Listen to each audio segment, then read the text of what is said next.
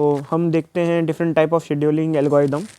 तो CPU scheduling algorithm में सबसे पहले आता है FCFS, first come first serve. इसमें क्या होता है कि जो प्रोग्राम पहले आता है, वो जो प्रोसेस पहले आता है वो पहले कंप्लीट होता है, तो फर्स्ट कम एंड फर्स्ट सर्व।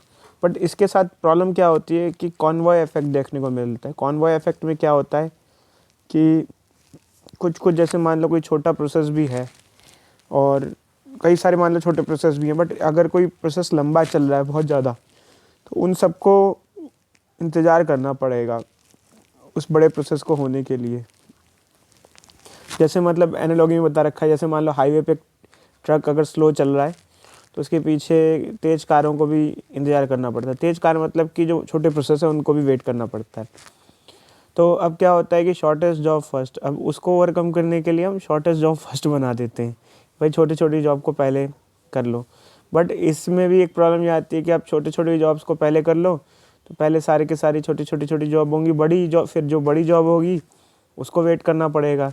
तो इससे स्टारवेशन का इशू आता है कि जो बड़ी जॉब होगी वो रुक जाएगी, उसको मिलेगा ही नहीं।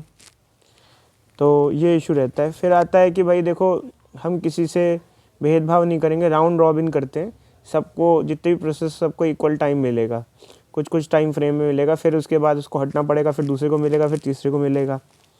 बट इसमें क्या होता है कि इसमें जब हम लोग एक प्रोसेस से दूसरे प्रोसेस में स्विचिंग करते हैं कि अब आप आ जाओ, फिर अब आप आ जाओ, तो इसमें कंटेक्स्ट स्विचिंग में टाइम बहुत वेस्ट हो जाता है। और फिर आता है प्रायोरिटी शेड्यूलिंग। प्रायोरिटी शेड्यूलिंग में क्या होता है कि हम जो हाई प्रायोरिटी टास्क है उनको पहले प्रायोरिटी देते हैं, और जो लो प्रायोरिटी प्रोसेस है उनको बाद में प्रायोरिटी देते हैं। बट इससे में भी जो इशू आता है वो स्टारवेशन का आता है कि मान लो कि जो लो प्रायोरिटी हमारे प्रोसेस हैं वो फिर उनकी तो बारी आएगी ही नहीं। अब मुद्दा ये आता है कि सभी में प्रॉब्लम है, तो फिर यूज़ क्या करते हैं, तो एक्चुअल यूज़ में मिक्सचर यूज़ होता है इन सब का।